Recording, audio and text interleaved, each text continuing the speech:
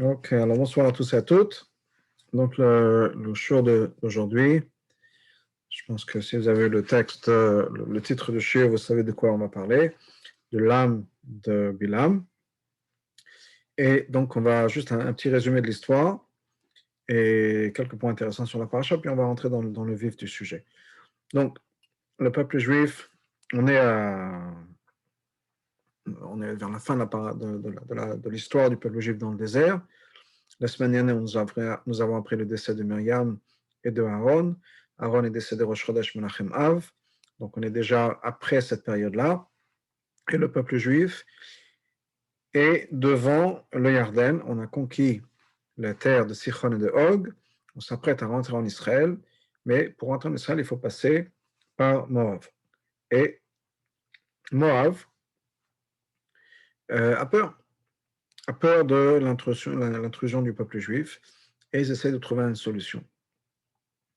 Et la solution va être, je veux dire, la solution d'abord ne peut pas être une bataille normale contre le peuple juif. Ils ont déjà vu que Sichon et Og, qui sont des géants et qui étaient des responsables de la sécurité dans le Moyen-Orient, fait en sorte que personne ne puisse rentrer, ne puisse passer.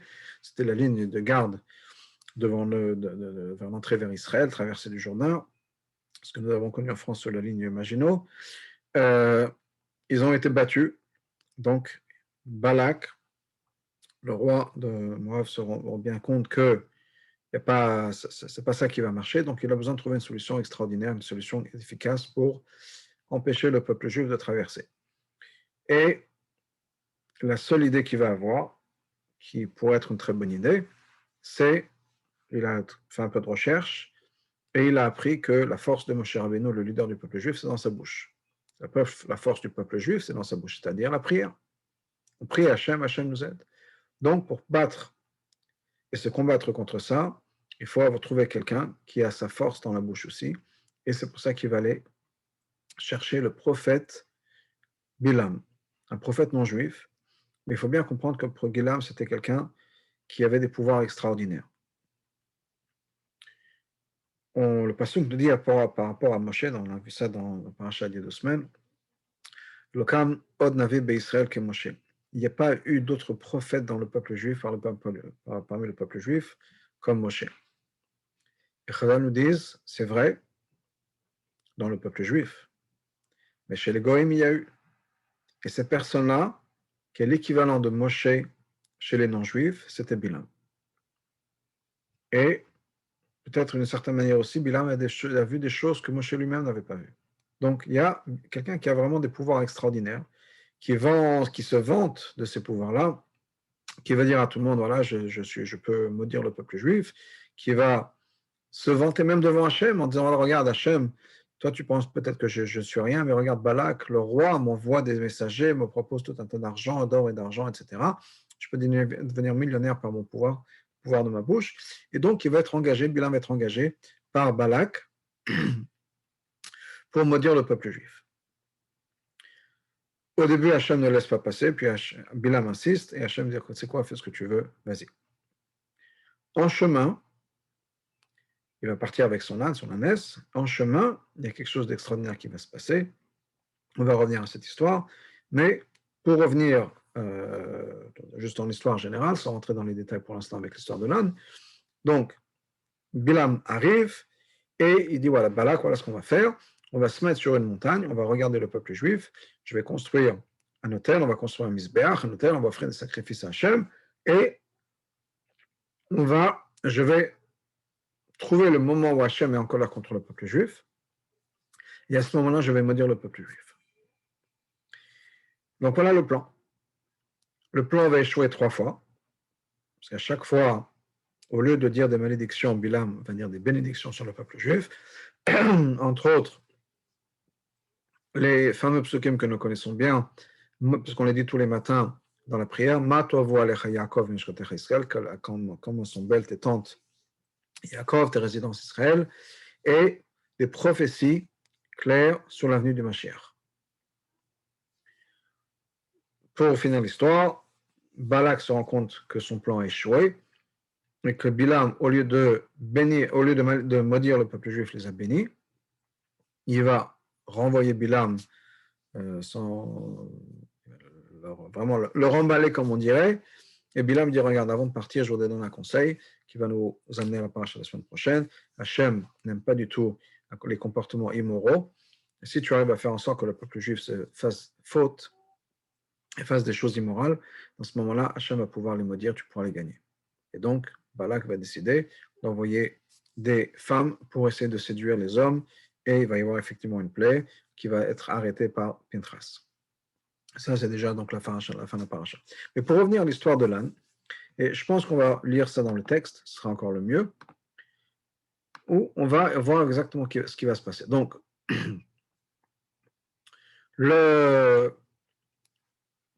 Balak, bon, on va commencer depuis le début, on va sauter un peu.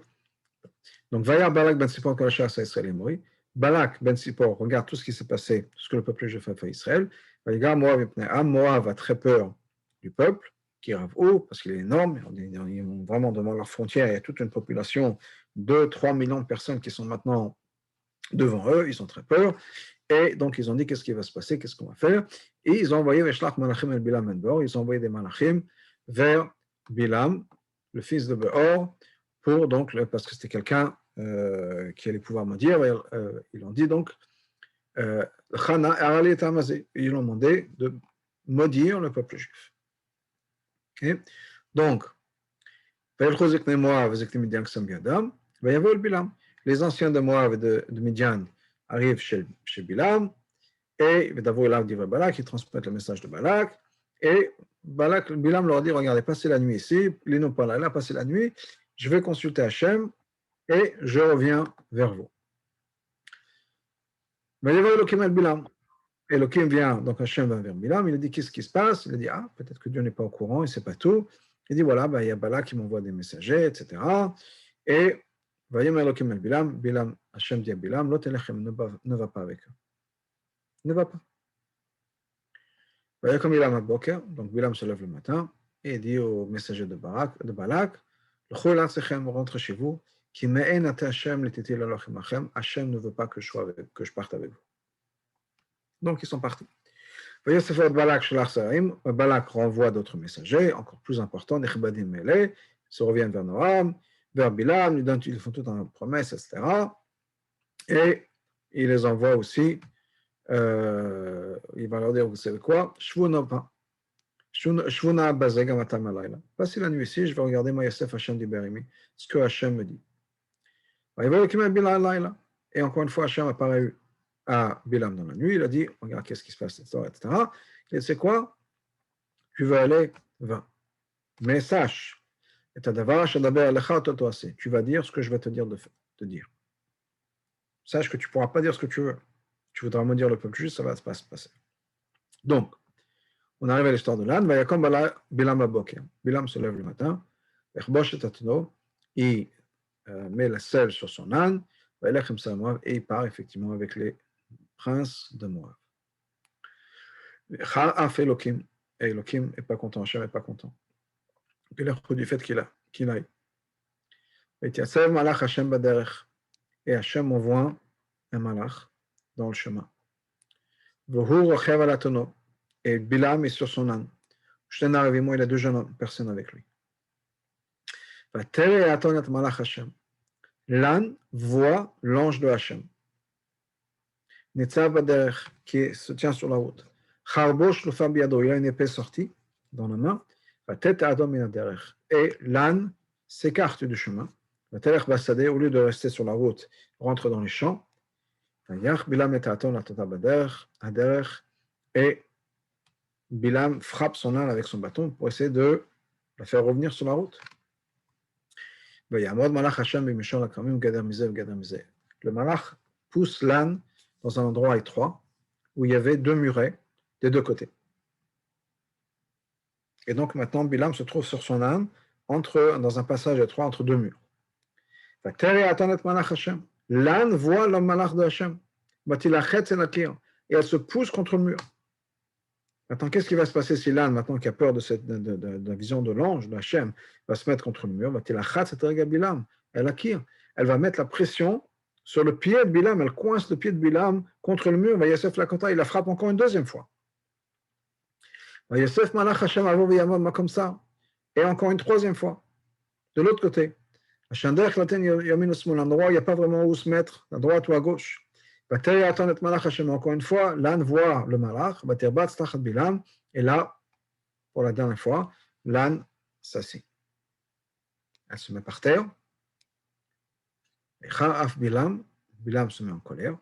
Son âne l'ignore complètement, il refuse de retourner sur la route, le presse à droite et à gauche, le presse les pieds contre le mur, et il frappe encore une fois l'âne avec son bâton. Et là, on a le thème du shiur qui commence. Hashem ouvre la bouche de cette ânesse. Elle se met à parler. Bilam a dit à Bilam, mais qu'est-ce que je t'ai fait? 3 fois tu m'as frappé. Oui, la première fois quand ils sont écartés de la route, Bilam essaie de la ramener sur le chemin, ensuite elle a pressé le pied de Bilam contre le mur, et maintenant la troisième fois quand on s'assied. Pourquoi tu m'as fait ça?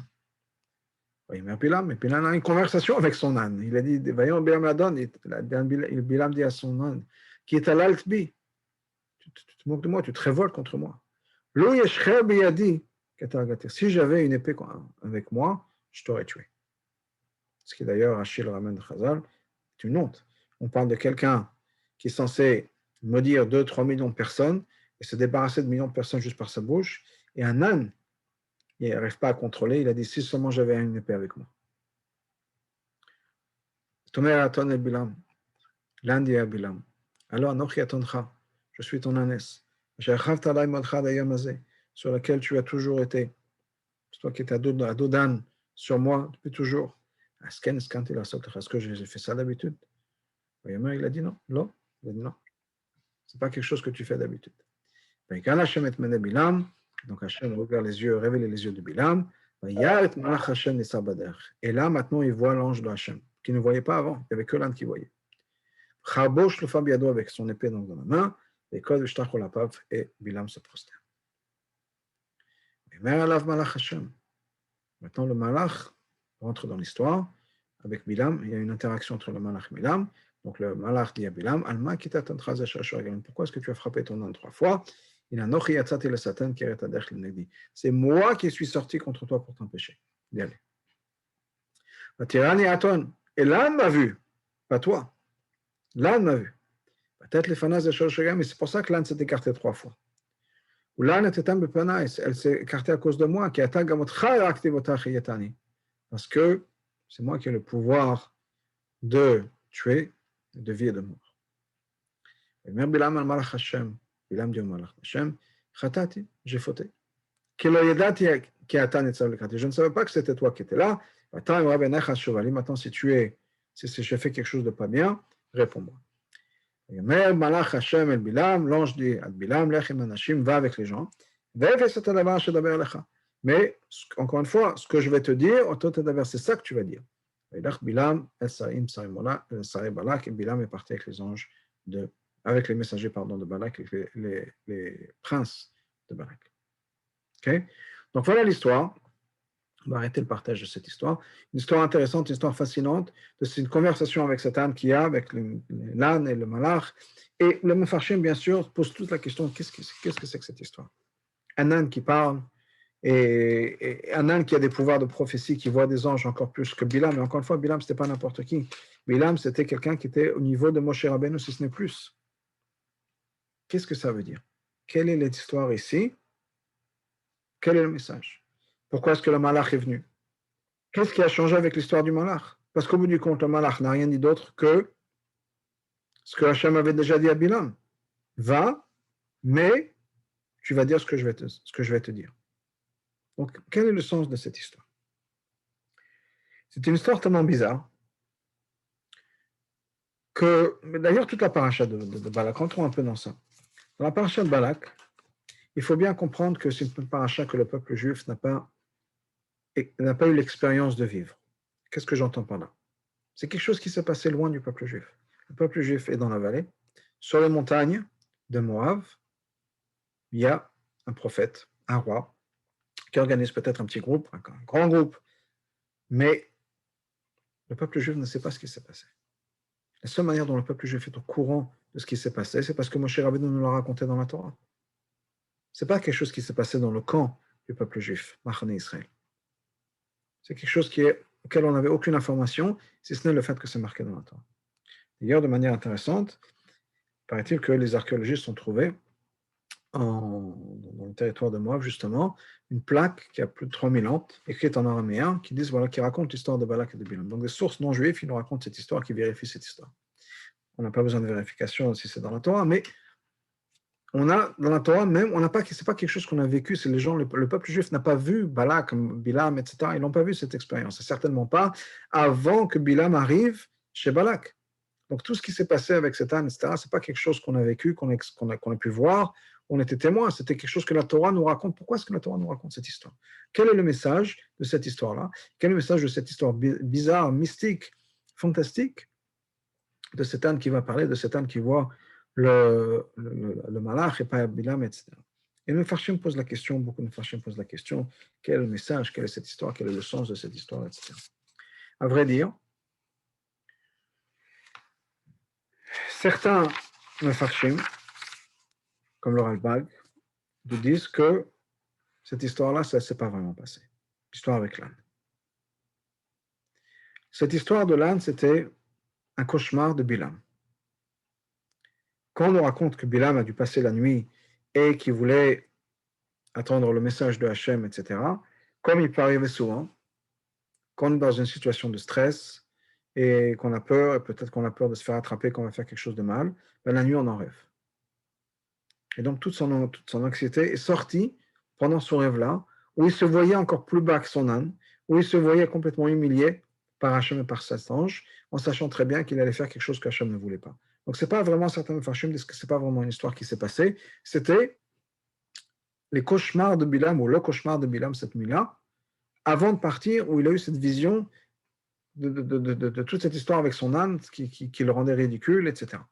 Mais ce n'est pas une vraie histoire dans le sens où ça ne s'est pas vraiment passé, c'était juste le cauchemar de Bilam. Mais d'autres Mefarshim, la majeure partie des Mefarshim, mais c'est comme ça le pshat de l'histoire, si on regarde l'histoire dans le Chumash, d'ailleurs c'est comme ça que Rashi l'apprend, prennent que c'est une histoire qui s'est vraiment passée. Non seulement c'est une histoire qui s'est vraiment passée, mais d'ailleurs Rashi nous dit que Hachem, pour protéger l'honneur de Bilam, a tué l'âne, pour pas qu'il y ait un témoin qui reste de cette histoire-là. Et quand des gens disent, ah oui, ça c'est l'âne qui a parlé et qui était avec plus de prophéties que Bilam. Donc, l'âne n'est pas un âne qui a vécu de manière éternelle. C'est un âne. Mais, donc par gentillesse, on peut dire, pour protéger l'honneur de Bilam. En tout cas, mais c'est une histoire qui s'est passée. C'est une histoire, donc dans le sens littéral de l'histoire, ça s'est passé comme ça, et l'âne a vu le malach, l'âne a parlé, et pourquoi? Et pourquoi, et au plus important, quel est le message derrière? Pour comprendre ça, il faut introduire une histoire, ou introduire un midrash, si on peut dire. Nous disons dans Pirkei Avot qu'il y a trois choses, il y a plusieurs choses que Hachem a fait Ben Hashmashot, Erev Shabbat. C'est-à-dire que toute la semaine de la création, il y a tout un tas de choses que Hachem a créées, Asar Mamaot Nivra Olam, le monde a été créé pendant les 6 jours de la création, mais il y a certaines choses qui ont été créées Erev Shabbat Ben Hashmashot. Juste avant Shabbat, l'entrée de Shabbat, Hachem a travaillé à la création du monde jusqu'à la dernière seconde. Chazal nous dit d'ailleurs, Hachem le ramène sur le Chumash, que Hachem sait exactement quand Shabbat rentre, il n'a pas besoin de commencer un peu plus tôt au cas où, il sait exactement au quart de seconde à quel moment est Shabbat, et donc il a travaillé jusqu'à la dernière seconde pour créer tout ce qu'il fallait pour Shabbat.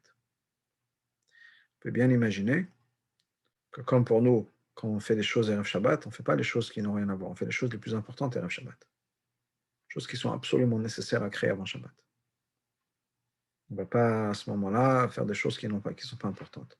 Donc pour Hachem aussi, Hachem voulait absolument finir la création du monde juste avant Shabbat avec des choses les plus importantes qu'il fallait absolument créer avant Shabbat. Et parmi ces choses-là, il y a 3 choses qui ont été créées. Entre autres, quelque chose qui est important pour notre paracha. Ces 3 choses-là ont été Pi Haaretz, l'ouverture, la bouche de la terre, Pi Aber, l'ouverture de l'eau, du puits, et Pi Aton est l'ouverture, la bouche de cette ânesse. Revenons en arrière. Puis arrête l'ouverture de la terre, c'est quoi? C'est l'histoire de Korach. Parachat d'il y a 2 semaines. Hachem, Erev Shabbat, a déjà créé dans la terre la possibilité que le moment venu avec Korach, la terre va s'ouvrir, va avaler Korach et son groupe. Ça fait partie des choses qui ont été créées Erev Shabbat, Ben Hashmashot. Ensuite, la deuxième chose, ça c'est la Korach, c'était il y a 2 semaines. La semaine dernière, c'est l'histoire de Myriam. Le Be'er de Myriam. Le puits de Myriam. Ça aussi, ça a été créé Erev Shabbat, Ben Hashmashot. Et la dernière chose, c'est Pi Ha'aton, la bouche de cette ânesse. C'est-à-dire, comme les Mefarshim apprennent, que l'âne a été créé, cet âne-là, a été créé Erev Shabbat Ben Hashmashot.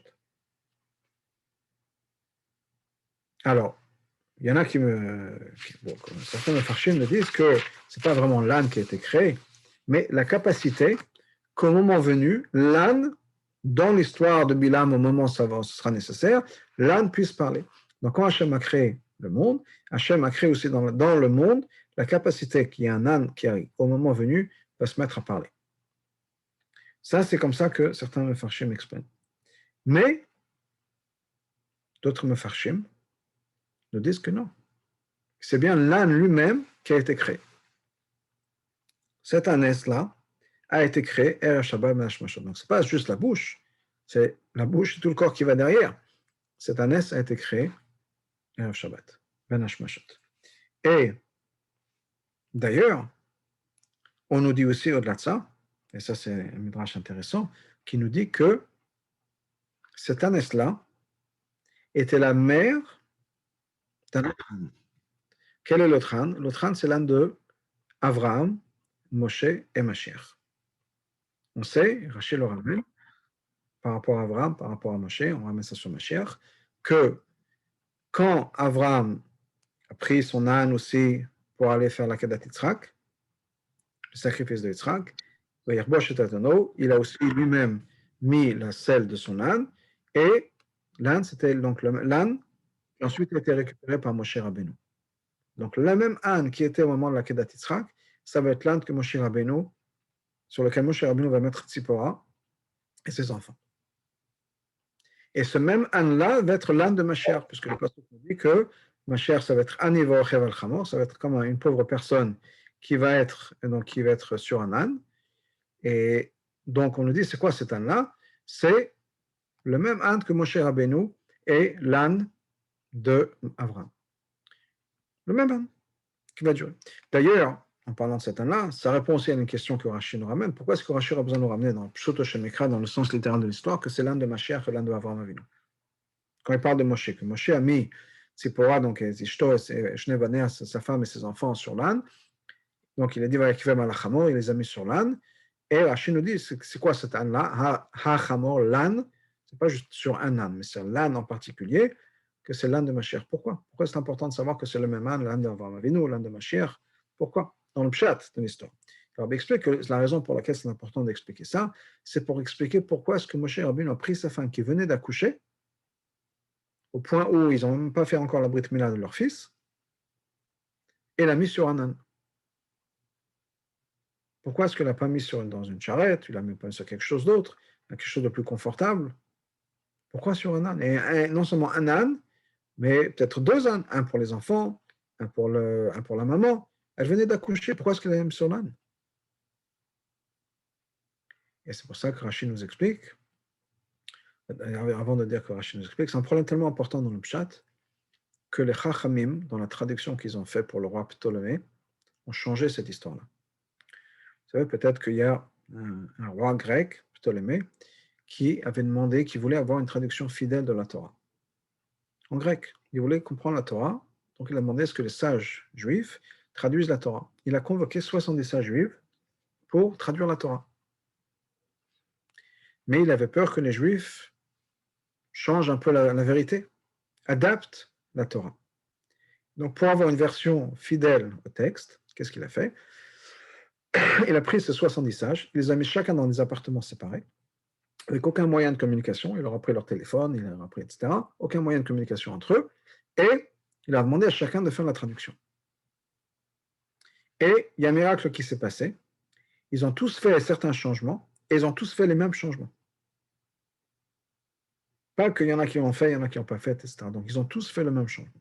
Le premier changement, par exemple, pour vous donner un exemple, c'est Bereshit bara Elokim et Hashamayim et Haaretz. Au commencement, Dieu a créé le ciel et la terre. Mais comment c'est marqué dans la Torah? Bereshit, au commencement, bara, il a créé Elokim, Dieu et Hashamayim et Haaretz, le ciel et la terre. Le ciel. Ils ont changé ça en disant Bereshit, pardon, Elokim, bara, Bereshit. Elokim, Dieu, a créé au commencement le ciel et la terre.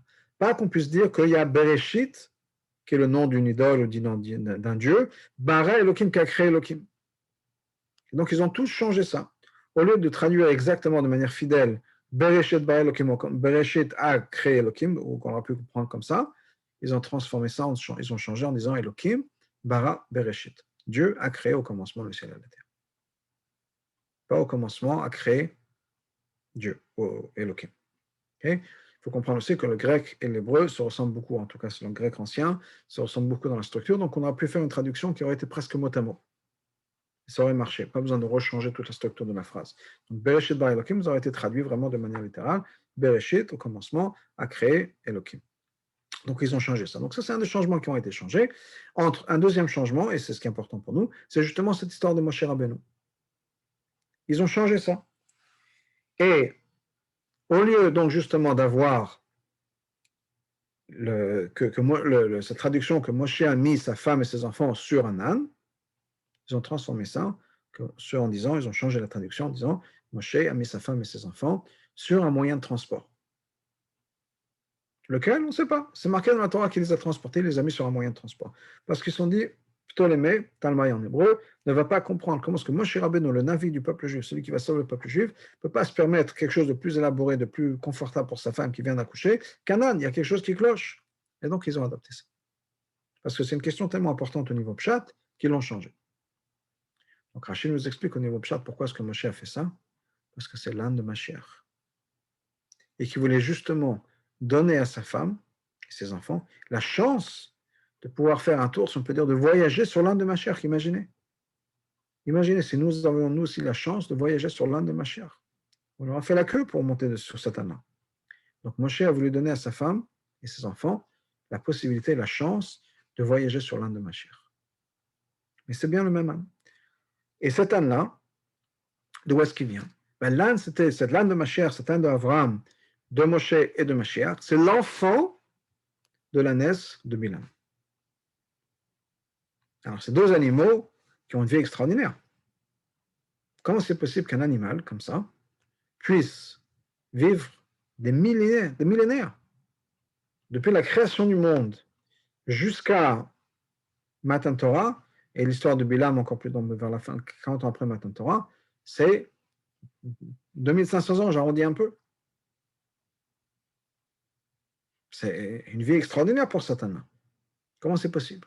Et l'âne de Avram jusqu'à Mashiach, on en est à presque 4000 ans, 3500 ans. Comment c'est possible qu'un âne puisse vivre aussi longtemps? Alors, ce n'est pas si étonnant que ça, au niveau pratique, si on peut dire, dans le sens où nous avons un midrash très intéressant. Le midrash parle, c'est le midrash sur Iyov, qui parle d'un animal, d'un oiseau, qu'on connaît en français comme le phénix, qui renaît de ses cendres. Et le phénix, ça, sa source dans le midrash. C'est le midrash Rabbah sur Iyov, justement, qui parle de ça. Qui nous dit qu'il y avait un oiseau, qui s'appelle le chol, en hébreu, chol, qui vit à éternité, qui a une vie éternelle. Tous les 1000 ans, il est consumé par des flammes, il y a des flammes qui sortent de son corps, et il renaît de ses cendres. Et donc, il vit à éternité. D'ailleurs, il y avait un artiste, un peintre, appelé Jacques Lipchitz, qui avait commencé un tableau où on parlait justement du phénix. Et sa femme, une fois après son décès, sa femme voulait continuer le tableau, mais elle a dit qu'il y avait des gens qui l'ont dit que le phénix, ce n'est pas une tradition juive. Ça vient des non-juifs, et ce n'est pas quelque chose, cette idée du phénix qui renaît de ses cendres, ce n'est pas quelque chose de juif, et donc elle ne savait pas quoi faire. Elle a demandé au rabbi. Le rabbi lui a montré ce midrash. a demandé qu'on a cherché le livre, on lui a montré la référence, en disant que justement, on a un oiseau chez nous, le phénix, encore une fois, c'est du nom de Chol en hébreu, mais c'est cette même histoire, un oiseau qui tous les 1000 ans renaît de ses cendres et qui vit à éternité. Pourquoi est-ce qu'il vit à éternité? Le Midrash nous dit pourquoi. Parce que le phénix n'a pas participé à la faute du Etzadat, de l'arbre de la connaissance. Et grâce à ça, ce phénix vit à éternité. Qu'est-ce que ça veut dire? On sait que Adam et Ève, au début de la création, étaient censés vivre à éternité. Mais à cause de la faute, Hachem a décrété que la mort doit venir sur le monde. Je me trompe pas, on en a parlé le jour de la semaine dernière, qui est que, à partir du moment où on a fauté, Hachem a dit, je ne veux pas que la faute reste éternelle. La faute maintenant fait partie de notre corps, on a mangé une faute, donc la faute est éternelle. Et Hachem a dit donc, je veux que les gens meurent pour que le corps puisse se décomposer. Et quand va le moment venu, au moment de traiter métier, on va recomposer un corps, et cette fois-ci sur des bases complètement saines, pures, sans la faute du Etzadat. Mais depuis la faute du Etzadat, le monde entier est censé mourir. Le monde entier, c'est-à-dire les êtres humains, mais aussi les animaux. Parce que quand Chava a donné à manger à Adam, ce n'était pas juste à Adam qu'elle a donné, c'est marqué dans le passage où c'était une gamme. Adam, elle a donné aussi, et Chazal lui savait quoi aussi, elle a donné à tous les animaux du monde. Donc, tout le monde entier, les animaux, etc., ont tous mangé du Etzadat. Et c'est pour ça que les animaux meurent aussi. À une exception, non plus qu'une exception, mais en tout cas une exception pour l'instant dans ce Midrash sur Yov, qui est le phénix, le chol, qui lui n'a pas mangé pour une raison ou une autre, il était trop paresseux pour aller venir manger, il n'a pas mangé de Etzadat. Étant donné qu'il n'a pas mangé de Etzadat, mais c'est pour ça qu'il vit à éternité. Parce qu'il n'y a pas de raison, mais du compte, on a été créé à l'image d'Hachem, étant donné qu'Hachem est éternel, il n'y a pas de raison qu'on ne soit pas éternel. Et c'est venu à cause de la faute de Etzadat. Entre parenthèses, on a la même idée aussi pour le Etzem Luz, cet os, l'os Luz, on dit à partir que c'est un os qui va toujours rester, et à partir duquel Hachem va recréer le corps humain au moment de Triataméti, au moment de la résurrection des morts, les corps qui sont décomposés, Hachem va les recomposer à partir de cet os de Luz qui lui n'a jamais été détruit. Pourquoi est-ce que l'os de Luz vit à éternité? Pour la même raison. Parce qu'on dit que cet os Luz n'est nourri que du repas de Mlavé Malka. La seule nutrition qu'ils prennent, c'est au moment de Mlavé Malka. Donc c'est pour ça que c'est important de manger Mlavé Malka, parce que c'est ça qui va nourrir cet os de Luz. Ce qui veut dire que quand Adam et Chava ont mangé l'arbre de la connaissance, là, cet os-là, Luz, n'a pas été impliqué, puisqu'il ne profite que de Mlavé Malka. C'était pas Mlavé Malka, c'était Erev Shabbat. Donc la nourriture de l'arbre de la connaissance n'a pas impacté cet os, cet Etzem Luz. Et donc il vit à éternité et se restera toujours. Mais revenons à notre âne. Quand est-ce que l'âne a été créé? On a dit, Erev Shabbat ben Hashmashot. C'est-à-dire des moments avant le coucher du soleil, avant la nuit. C'était bien après la faute du Etzadat. C'est-à-dire que l'âne n'avait pas encore été créé. L'âne a été créé après la faute du Etzadat. Donc au moment où Adam et Chava ont donné à manger à tous les animaux, l'âne n'était pas encore là. Donc cet âne-là qui a été créé, Piaton, n'a pas profité, n'a pas mangé du Etzadat, et donc cet âne peut vivre à éternité. Maintenant, Hachem l'a tué, encore une fois on avait dit pourquoi, pour protéger, si on peut dire, l'honneur de Bilam, parce que les gens disent, regarde, c'est un âne qui a humilié Bilam, mais sinon on a pu vivre à éternité, parce qu'il n'a pas profité de Etzadat. Donc, c'est pour ça que l'âne a pu vivre. L'ânesse, qui ensuite a donné naissance, qui était la mère de l'âne d'Avraham, Moshe et Mashiach. Voilà cet âne. Et donc, pour revenir à notre question, comment est-ce que cet âne-là qui a vécu si longtemps, etc., cet âne miraculeux, pourquoi est-ce qu'Hachem l'a fait parler? Il y a une histoire intéressante qui était racontée par Rabbi Israël de Vizhnitz, Rabbi Israël Hager, le rabbi de Vizhnitz, qui a partagé une histoire avec le rabbi. Il a raconté cette histoire à ses chassidim. Rabbi Israël Hager, le rabbi de Vizhnitz, était une fois en voyage en Californie, à Los Angeles. Et il a passé Shabbat chez quelqu'un qui était d'origine israélienne. Et donc, le rabbi de Vizhnitz est là. Et il parle, donc il est chez lui. Et le rabbi de Vizhnitz s'exprime en disant à cet Israélien, il dit, tu sais quoi, j'aurais bien voulu, je suis en Amérique, j'aurais bien voulu arranger une yichidout avec le rabbi de Lubavitch, mais je ne sais pas comment il prendre, à qui il faut parler, etc. Et cet Israélien lui raconte, lui dit, c'est quoi, je peux t'arranger ça. J'ai mes contacts, je peux essayer d'organiser un rendez-vous, une yichidout avec le rabbi. Il n'y a pas de souci. Mais, attention, dit cet Israélien au rabbi de Vizhnitz, attention, parce que le rabbi de Lubavitch, c'est tout ce qui se passe dans le monde, il connaît toutes nos pensées. Le rabbi de Vizhnitz a dit, mais de quoi tu parles? Il a dit, non, non, non, c'est rien, c'est rien. Il a refusé de répondre à la question. Pourquoi est-ce qu'il a dit ça? Que le rabbi connaît toutes les pensées. C'est-à-dire qu'il certainement, il y a eu quelque chose qui s'est passé avec lui. Il a refusé de répondre. Et pendant tout le Shabbat, à chaque fois que le rabbi de Vizhnitz lui demandait qu'est-ce qui s'est passé, pourquoi tu racontes ça, pourquoi tu m'as dit ça, que le rabbi, c'est tout ce qui se passe dans la tête, il lit toutes nos pensées, il a dit non, non, c'est rien du tout, rien du tout.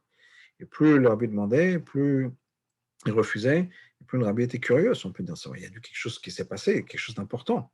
Au point qu'il refuse de le dire, c'est que c'était quelque chose de très important. Finalement, après Shabbat, ils ont lavé Malka, et ce type-là craque, et il raconte son histoire. Il dit la chose suivante, il dit, c'est quoi, il y a des années de ça, j'étais hospitalisé, j'ai eu un problème, et j'ai dû passer des semaines et des semaines à l'hôpital. Pendant que j'étais à l'hôpital, il y avait une infirmière là-bas, non juive, et elle était là, s'occupait de moi tous les jours. Puis au fur et à mesure, on est devenus amis, et je la voyais elle plus que ma femme passait de temps en temps, mais j'étais avec elle pendant longtemps, c'est pendant toute sa garde. Donc, c'était tous les jours, pendant des heures et des heures, on passait ensemble, etc. Elle était là, elle s'occupait de moi, elle était gentille, etc. Bon, au début, on a sympathisé, puis on est tombé amoureux. Et après des semaines et des semaines, on a décidé qu'on allait partir tous les deux. Et j'avais de l'argent, on va se sauver, on va quitter les États-Unis, on va partir quelque part d'autre, on va refaire notre vie ensemble. Elle était mariée, moi j'étais marié, mais voilà, c'est ce qu'on avait fait. Moi j'étais dans mon nation, elle était là pour moi, elle m'a aidé, elle m'a soutenu, et il y a ce lien fort qui s'est créé. Je n'ai pas réfléchi à ma famille. Ma femme, pour moi, c'était un peu loin. Je voyais ma femme de temps en temps, une heure par jour, quel que soit le temps qu'elle avait. Mais dans ma shuga, si on peut dire, dans ma folie, j'étais prêt à partir avec elle, abandonner toute ma vie et partir quelque part avec elle. Et on arrive à la fin de mon hospitalisation. Le plan était que, c'était avant le week-end, lundi, je vais être libéré de l'hôpital. Lundi, elle et moi, on part. On se sauve. C'était le plan. Vendredi, je reçois un appel. On appelle la station des infirmières. Il n'y a pas de téléphone dans ma chambre. On m'appelle au téléphone. Je vais au téléphone et qui m'appelle vendredi. Et je dis allô. Et j'entends une voix qui me dit ah, Baruch Hashem, on t'a trouvé. De quoi il s'agit? C'est le Rav Radakov, secrétariat du Rabbi Lubavitch. Je dis ok, qu'est-ce que je peux faire pour vous? Il dit j'ai un message du Rabbi pour toi. Prends tes affaires aujourd'hui, descends en bas, prends ta voiture et rentre à la maison. Il dit, mais je ne comprends pas, monsieur le rabbin, je suis à l'hôpital, je ne peux pas juste partir comme ça, de quoi il s'agit? Et le Rav Radakov, le secrétaire du rabbi, répète encore une fois, prends tes affaires tout de suite, prends ta voiture et rentre chez toi à la maison. Tout de suite, n'attends pas. Ce type au téléphone, c'est n'importe quoi cette histoire, il prend le téléphone, il raccroche. Il rentre dans sa chambre, il repart dans sa chambre. Mais ça le travail. Et comment le rabbi de New York, il y a quelqu'un qui pense à moi, qui m'a dit, je l'ai de dire, il a dit, on a appelé tous les hôpitaux de Los Angeles, pas enfin jusqu'à qu'on me trouve. Quelqu'un qui pense à moi, qui me cherche dans tous les hôpitaux, qui m'a trouvé. Il a dit, mais c'est quelque chose de pas normal. Donc, qu'est-ce qui se passe? Au bout du compte, il décide de prendre ses affaires. Il fait sa valise, prend ses affaires, il descend, prend la voiture et rentre chez lui. Il rentre chez lui pour Shabbat. Alors bien sûr, sa femme est heureuse, sa femme, ses enfants. Et une fois qu'il rentre dans le bain familial, il rentre chez lui à la maison et que c'est Shabbat, et l'ambiance, se dit, mais qu'est-ce que je pensais, qu'est-ce que j'allais partir avec cette fille? Abandonner tout ça, abandonner ma famille, abandonner mes enfants. C'était n'importe quoi, mais quelle folie m'est rentrée dans la tête. Mais il était plongé dans le moment, il n'avait pas pensé. Et donc cette histoire qu'il raconte au rabbi de Vizhnitz, c'est imaginez, moi je suis à l'hôpital, le rabbi est à New York, et il sait ce qui se passe dans ma tête, il sait mes plans, et il envoie son secrétaire pour m'appeler, pour me trouver, et pour m'appeler, pour me sauver de ça. Pour me sauver. Et cette histoire qui a été racontée par le rabbi de Vizhnitz, partagée avec le rabbi de Vizhnitz, c'est un peu la clé de l'histoire avec l'âne et le bilan. Pourquoi est-ce qu'Hachem fait ce miracle? Hachem n'aime pas faire de miracles. Les miracles, c'est vraiment le dernier choix. Hachem aime le monde tel qu'il a créé. Hachem aime la nature parce qu'à bout du compte, la raison pour laquelle Hachem a créé le monde, c'est pour avoir un dira betartanim, que le monde lui-même tel qu'il est change. Hachem veut que ce soit nous qui faisions les miracles. Hachem aurait bien voulu qu'on se lève le matin, nous aurait bien voulu, peut-être pas Hachem, nous aurait bien voulu qu'on se lève le matin, et on se lève le matin, on regarde notre après la tefila, on regarde notre compte en banque, on est millionnaire, et tous les problèmes qu'on avait à la maison sont partis. Les enfants ne nous donnent plus de soucis, au Hachem, que des bonnes choses à l'école, que des bonnes choses dans leur mariage, que des bonnes choses dans notre mariage, que du plaisir au travail. La vie aurait été tellement plus facile. Mais Hachem, que ce soit nous qui faisions les miracles, dans les règles de la nature. On connaît l'histoire du Admor Hazaken avec le Kiddush Levana, où il était, quand à l'époque où il était prisonnier, l'histoire du Tête qui se lève, on l'a amené dans un bateau, et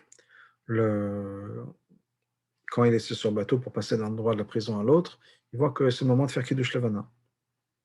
Il demande au type qui prend le bateau, la barque, il dit arrête-toi s'il te plaît. Il lui a dit non, je ne parle pas, c'est pas à toi de me dire quoi faire. Je suis qu'un prisonnier ici.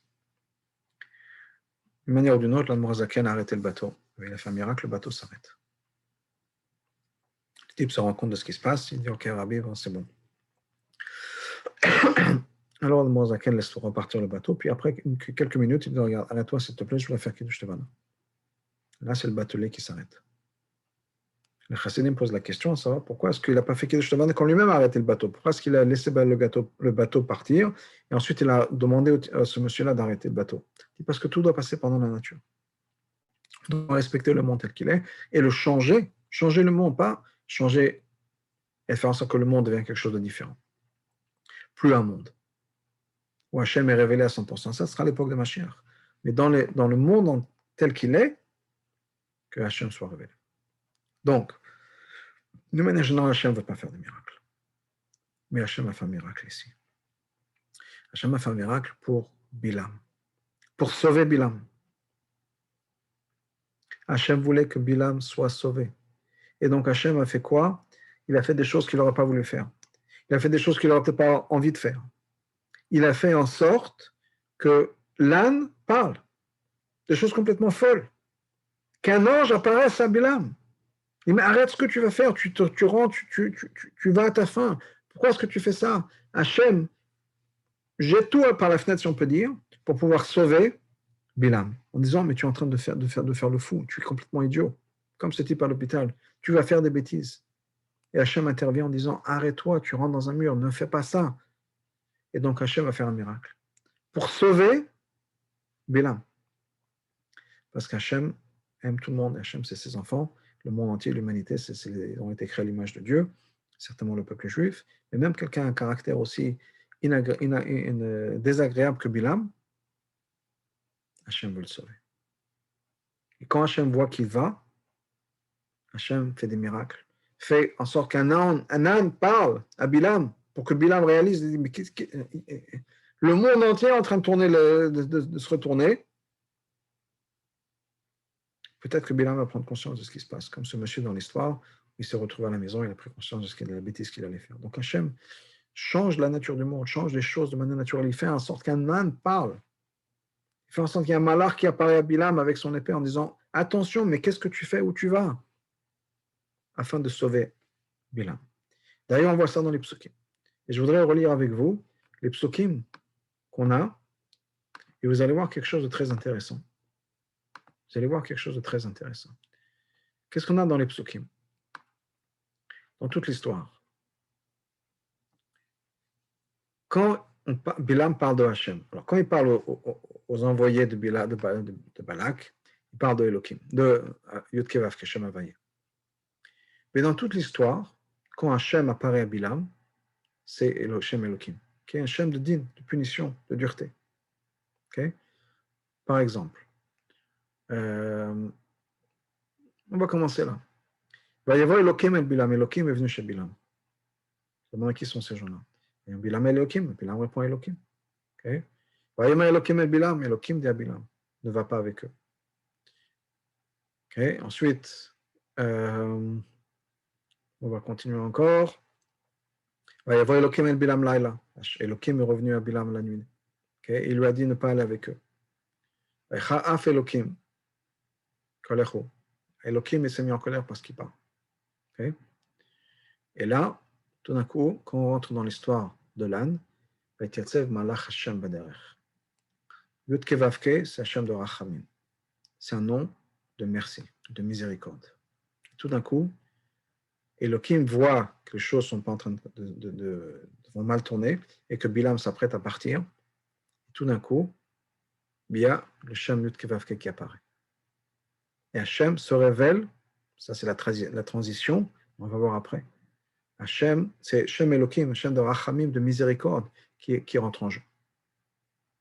Et donc c'est Malach Elohim qui va venir. Vayamon Malach Elohim, pas Elohim, pardon, Yud Kevav Kavaye. Malach Havaye, Malach Havaye, Malach Havaye encore une fois. Yiftach Havaye et Piaton. C'est pas Elohim, c'est Havaye Yud Kevav qui ouvre la bouche de l'âne. C'est ce nom de Rachamim, de miséricorde, qui dit Hachem, je dis, qu'est-ce qu'on ne fait pas pour un enfant, qu'est-ce qu'on ne fait pas pour sa création? Et donc, il Kemarke, Hachem Rachamim, il dit, je vais faire des choses qui sont complètement folles, je vais changer l'ordre du monde pour essayer de sauver mes enfants. Même quelqu'un comme Bilam. Okay? Ça continue encore, Vaïgar Avaye Tene Bilam. C'est Vaï qui répond, Malach Avaye, okay? Et etc., etc. Okay? Alors que jusqu'à maintenant, encore une fois, entre la révélation, entre la communication, l'échange entre Hachem et Bilam, c'est Shem Elohim. Donc Bilam, effectivement, quand il parle au Saré Moab, il parle de Havaye. Il dit Havayem est apparu, qui est le nom supérieur, mais c'était Elohim. Donc ça fait partie de son discours pour se vanter. Mais ce que nous on voit dans l'interaction, la conversation entre Hachem et Bilam, jusqu'au moment de l'âne, c'est à chaque fois Shem Elohim. Et quand Hachem voit Hachem Elohim, qui est le Shem de la nature, qui est le Shem de l'ordre, etc., la punition, voit que ça ne s'avance pas, à ce moment-là, c'est d'un coup le Père miséricordieux, qui vient, qui intervient, et dit, qu'est-ce que je peux faire pour mon enfant, qu'est-ce que je peux faire pour Bilam, encore une fois, même quelqu'un comme Bilam. Et la leçon extraordinaire pour nous, la compassion qu'on doit avoir pour les autres, certainement pour nos enfants, pour nos étudiants, de tout faire pour essayer de les aider, de tout faire pour pouvoir les empêcher de faire une faute. Et quand on voit que les choses vont mal, on a besoin d'intervenir, on a besoin de faire quelque chose avec amour, pas Shem Elohim qui est un Shem de Gvora Midatadin, avec amour, comme Hachem l'a fait, pour essayer de faire en sorte que cet enfant-là, Bilam, prenne conscience de ce qu'il est en train de faire et de s'arrêter. On a besoin de faire tout ce qu'on peut par amour pour essayer que la personne prenne conscience de ce qu'il est en train de faire et essayer de l'arrêter. Donc ça, c'est déjà une leçon extraordinaire. Quelque chose de très important qui s'est passé et dont on a besoin de prendre conscience. Mais ça ne s'arrête pas là. Ça ne s'arrête pas là et on a besoin de parler d'autre chose. Pourquoi est-ce que Hachem a fait ce miracle-là? Hachem a pu faire plein d'autres choses. Nous disons, l'ange apparaît à Bilam, qu'il y ait une rivière qui se mette en chemin, comme Hachem avait fait, le Satan avait fait pour Avram, pour empêcher Avram de partir à Kedat Yitzhak, tout d'un coup, il y a une rivière qui s'ouvre. Un tremblement de terre, je ne sais pas, qu'il aurait pu y avoir d'autres choses. Pourquoi est-ce qu'Hachem a fait que l'âne s'est mis à parler?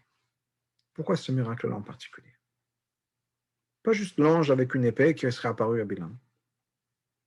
Pas juste le tonnerre et les éclairs comme d'autres histoires où un tzaddik va faire quelque chose, une personne va faire quelque chose et tout d'un coup, il y a des difficultés en route, etc. Pourquoi particulièrement cette histoire, ce miracle de l'âne qui s'est mis à parler. Il faut comprendre que la force de Bilam, c'était sa parole. Bilam, il avait un talent. Il avait un talent particulier qui était sa parole. C'était ça. La force de Bilam, et c'est d'ailleurs pour ça que Balak a été engagé, c'est parce qu'il savait parler. La force de Bilam, c'était sa bouche, sa parole. C'était sa fierté, c'était son orgueil, parce que c'était son talent. C'était ça, sa raison d'être, c'était ça son talent, c'était ça sa vie. Le talent qu'il avait, c'était un orateur. C'était son talent, lui. Quand on a un talent, on peut des fois s'imaginer que nos talents, c'est à nous. Il nous appartient. Je suis un orateur. Je suis intelligent, je suis beau, je suis belle, je suis gentil. Toutes ces qualités-là, ce sont des choses que j'ai. C'est à qui? C'est à moi. Hachem a voulu le montrer, mais pas du tout. Rien n'est à toi. Les talents qu'on a, c'est pas qu'Hachem nous les a donnés pour nous vanter. C'est pas, on ne peut pas être fier des talents qu'on a parce que c'est pas à nous. C'est un cadeau qu'Hachem nous a donné. Un talent qu'on a, c'est un cadeau qu'Hachem nous a donné. Et donc, c'est quelque chose qui nous oblige. Si Hachem nous a donné un talent, c'est un outil pour un mettre au service de Dieu. Bilam n'a pas vu ça comme ça. Bilam a vu ça de manière différente en disant, c'est à moi. Je suis un bel orateur. Je sais parler. Et Hachem dit, c'est quoi? C'est ça que tu penses? Je peux faire en sorte qu'un âne, un bourricot, parle. Et il l'a fait. Pour montrer justement que la parole, le pouvoir de la parole, ce n'est pas quelque chose qui était tellement particulier à Bilam. C'est un cadeau de Dieu. Et si Dieu voulait, et il l'a fait, il a pris le pouvoir de la parole, il a donné un bourricot pour apprendre une leçon d'humilité à Bilam. Parce qu'un talent, c'est quelque chose qui nous oblige, c'est une responsabilité que nous avons par rapport à Hachem. On connaît, on a vu ça dans la paracha il y a 2 semaines avec Moshe Rabbeinu. Moshe était la personne la plus humble au monde. Le Rabbi nous explique plusieurs fois, ça veut dire quoi que c'était la personne la plus humble au monde? Moshe se prenait pour un n'importe qui, un n'importe quoi. Moshe pensait qu'il était le dernier des derniers. Moshe voyait n'importe qui, il disait, il est encore plus élevé que moi. Pas du tout. Moshe savait très bien les talents qu'il avait. Moshe savait très bien que c'est lui qui était par voir à Paro, c'est lui qui a confronté Paro, et c'est lui qui a confronté Hachem quand il fallait se mettre au service du peuple juif. Il a brisé l'étape de la loi. Qui de nos jours aurait la force, le courage de briser l'étape de la loi? Qui de nos jours aurait le courage de prendre $1 du rabbi et de le déchirer? Pas en colère, pas parce qu'on a perdu la tête. Moshe Rabbeinu savait très bien qu'il avait une responsabilité. Il a dit, j'ai des talents, mais c'est une responsabilité. Et je suis sûr, se disait Moshe Rabbeinu, comme ça que le rabbi l'explique, que si quelqu'un avait eu les mêmes chances que moi, les mêmes talents, la même éducation, les mêmes parents, les mêmes talents que j'ai eus, cette personne aurait fait encore mieux que moi. Ça ne veut pas dire que je n'ai pas ces talents. Ça veut dire que mes talents ne m'appartiennent pas. Et c'est ça qui a rendu Moshe l'homme plus humble. Plus il avait de talent, plus il connaissait ses talents, plus il se disait, oh là là, quelle responsabilité j'ai. Si Hachem m'a donné tous ces talents, Hachem me fait confiance, c'est une responsabilité énorme. J'ai la confiance de Hachem à tellement de points, à tellement de niveaux. Je ne suis pas sûr d'être à la hauteur. Je suis sûr que n'importe qui aurait fait encore mieux avec les mêmes talents que moi. Donc c'est ça la responsabilité que des talents. Et c'est ça le message que Hachem voulait donner à Moshe Rabbeinu. C'est ce que le Ramban nous dit. Je voudrais qu'on lise dans le texte aussi du Ramban. Je vais passer avec ça. Le Ramban nous dit la chose suivante. Je suis ici, à droite. La raison pour ce miracle. Le Bilam, pour montrer à Bilam, mi sampel Adam, qui donne une bouche à la personne. Mi esomelem, qui fait en sorte que les gens ne puissent pas parler, sont muets. L'audio, pour lui faire comprendre, pour lui faire savoir. Qui Hachem peut-être, c'est Hachem qui ouvre la bouche des gens qui sont muets. Le Kol Sheken Shalim Bertsonopiam Medaber, la plus forte raison qui peut fermer la bouche des gens qui parlent. Et il peut leur faire parler, leur dire ce qu'il veut. Qui a Kol Biado, tout dépend de sa main. Et donc, c'était le message pour Bilam, nous disant la raison pour laquelle j'ai fait un bourricot, j'ai fait en sorte que cet homme parle, que tu comprennes que si tu as un talent, c'est ton obligation de t'en servir pour le maximum. Pas de te dire, ah, je suis un bel orateur, je peux faire ce que je veux. Pas du tout. C'est une responsabilité. Et donc ça, c'est un deuxième message qui est de comprendre que si on a des talents, Baruch Hashem, quelqu'un, quel que soit, on a tous des talents différents. Et dans une famille, il peut y avoir chacun des talents différents, on peut avoir de tous les Baruch Hashem. Quand on a une famille, on voit la différence entre les enfants. Un enfant a tel talent, un enfant a un autre talent, un enfant a un talent, un tiers, c'est un talent. Chaque personne est différente, chaque personne a des talents différents, même dans la même famille. Pourquoi? Parce que ça, c'est une responsabilité qu'Hachem nous a donnée. Qu'on soit intelligent, qu'on sache bien parler, qu'on sache bien écrire, c'est un cadeau de Dieu. Et on doit le voir comme un cadeau. Et si Hachem nous a fait confiance avec ce cadeau, c'est qu'on a une responsabilité, qu'on a besoin de faire quelque chose de particulier avec ça. Donc, encore une fois, un deuxième message. Le premier message, c'est combien on a besoin de faire attention aux autres et d'être là pour les aider. Un deuxième message, que si on se sent avoir un talent, il faut bien comprendre que c'est un cadeau de Dieu et que nous avons donc la responsabilité et l'obligation de développer notre talent, de mettre notre talent à l'usage, qui est un usage positif, un usage pour faire au service de Dieu, pas le contraire. Ni s'en vanter, ni faire d'autres choses avec. Que Dieu fasse qu'on se serve tous de nos talents comme il faut et qu'on ait le mérite d'avoir la révélation de la chose la plus belle qu'on attend tous, la vie de Mashiach, très très bientôt. S'il y a des questions. Amen. Non, ok. Alors, merci et au revoir. Merci Israël, merci beaucoup. À demain si Dieu veut.